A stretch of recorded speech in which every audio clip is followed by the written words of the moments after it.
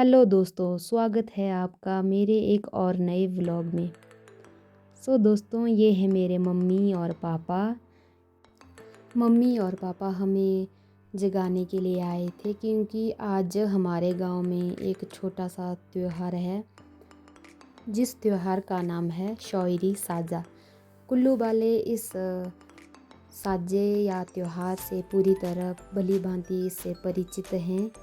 तो दोस्तों, आज दिखाएंगे हम आपको किस तरह से जो ये शौरी साजा है कुल्लू में किस तरह गांव-गांव में इस त्यौहार को मनाया जाता है। तो बने रहिए मेरे इस व्लॉग के साथ। आज आपको दिखाएंगे हम साजे का कैसे इसको सेलिब्रेट किया जाता है हमारे गांव में। सिम्मू तैयार हो गई थी और बाहर का कुछ मौसम इस तरह से है। पूरे बादलों ने चादर ओढ़ ली है अपनी पूरे आसमान पर। और मेरी जो बहन है, मेरी ताऊ की लड़की, वो बहुत ही सुबह आ जाती है और बोलती है मुझे अभी तो तैयार नहीं हुई है। नहीं हुई है, इसका टाइम नहीं हुआ कि जाने का। चलो बाजी, नमस्ते जी। लोग जी ओह सॉरी नमस्ते जी। दीक्षा जी, दीक्षा जी आई नहीं है की। नमस्ते जी। नमस्ते जी। चले एक तू, मेरी एक मेरे चल वाली तू, छोरू रे चले कास्तर छोरू। ट्रिकी दे मेरे लाड। इस तरह से मेरी जो बहन है मुझे जूब देती है और साजे की बधाई देती है और मुझे बोलती है जल्दी जल्दी तैयार हो जा, क्योंकि बहुत बड़ा हमारा गांव है तो उसे पूरा कर पाना बहुत मुश्किल है। तो जल्दी जल्दी हम भी तैयार होते हैं। साजे का शुभारंभ करते हुए मैं पहली जूब अपने घर से अपने पिताजी को देती हूँ और साजे की बहुत बहुत बधाइयाँ पिताजी को देती हूँ।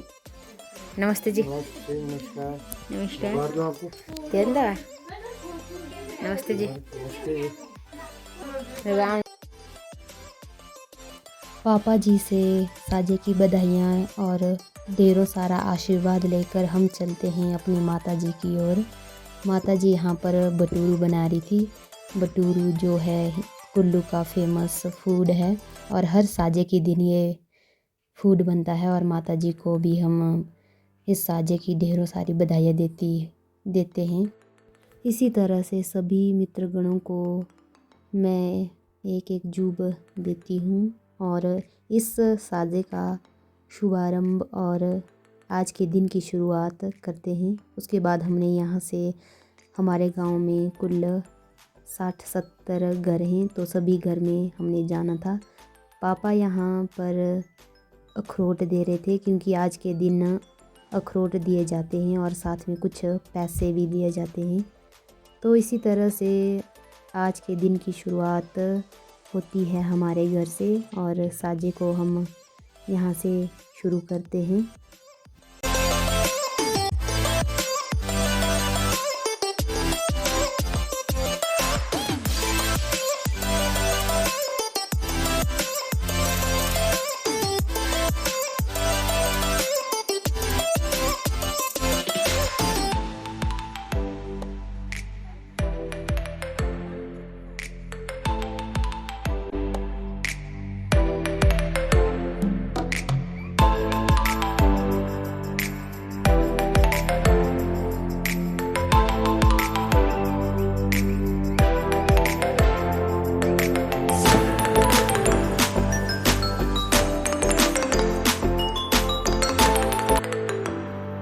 दोस्तों, आप देख ही सकते हैं किस तरह से छोटे जो है बड़ों को जूब दे रहे हैं और इस त्यौहार का इस साजे को सेलिब्रेट कर रहे हैं। मैं भी अपनी जूब दे देती हूँ। दोस्तों, हर एक घर में हमें अखरोट और कुछ मिठाइयाँ दी जाती हैं। कभी हमें बीच में हमारे मित्रगण और भाई बंधु मिलते हैं और इन्हें भी जूब देकर इस साजे को सेलिब्रेट करते हैं और एक दूसरे को ढेरों सारी बधाइयाँ देते हैं। भाई बंधुओं को जूब देने के बाद इस साजे की हार्दिक शुभकामनाएं देने के बाद हम चलते हैं आगे की ओर। हमारे जो भाई बंधु हैं इन्होंने आधा गांव पूरा कर दिया था जूब देकर, पर हमारे पास अभी बहुत ज़्यादा था जूब देने को। तो हम भी चलते हैं अपनी मस्ती में और इस खूबसूरत से पल को समेटते हुए चल पड़ते हैं आगे की ओर।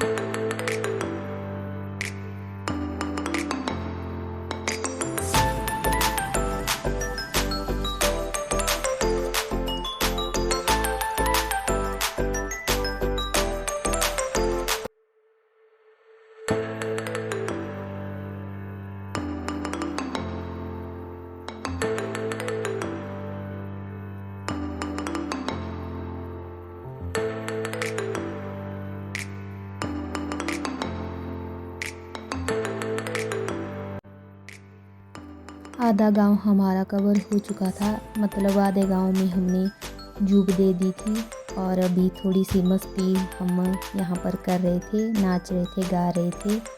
तो सुनिए आप भी इस मस्ती में हम गीत गुनगुनाते हैं हमारे मित्रगण।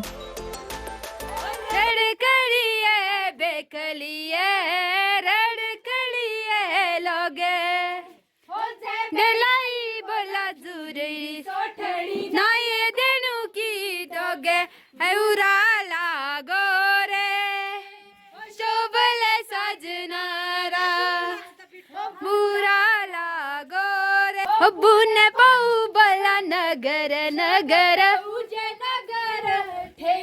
शबश संगे लागी मिलादी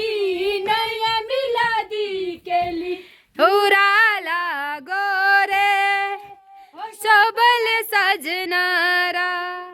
इसी तरह से हम सभी के घर जाते हैं, जूब देते हैं और उनका आशीर्वाद लेते हैं।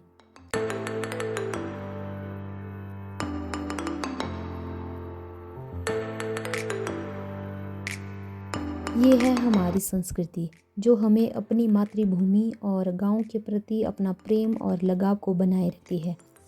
प्रकृति माँ की गोद में बसा एक सुंदर सा गांव खनिपांद गांव, जहां पर प्रकृति ने दिल खोल कर श्रृंगार किया है और यहाँ के बसे लोग जो सादगी में शहर से दूर एक सादा सा जीवन व्यतीत कर रहे हैं। यह गांव कुल्लू ज़िला से 18 किलोमीटर दूर पहाड़ों पर बसा है, जहां प्रकृति माता ने दिल खोलकर इसका श्रृंगार किया है। भले ही यहाँ के घर देखने में बहुत पुराने हैं, पर यहाँ के लोगों का दिल बहुत बड़ा है। यहाँ पर चाहे अजनबी हो आए या कोई अपना, यहाँ पर दिल खोलकर सभी का स्वागत किया जाता है।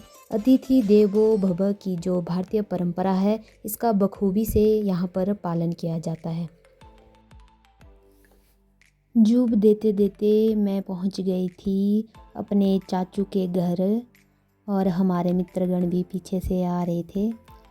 तो अब चाचू जी को हम जूब देंगे और उन्हें भी इस दिन की शुभकामनाएं, शौयरी साजे की बधाइयाँ देंगे। ये हैं हमारे चाचू जी। चाचू जी को शुभकामनाएं देते हुए मैं चाची को भी इस दिन की शुभकामनाएं देने अंदर चली जाती हूँ। और चाची यहाँ पर पटुरू बना रहे थे। जैसे कि मैंने आपको पहले ही बताया था कि ये पटुरू आज हर घर में मनाए जाते हैं।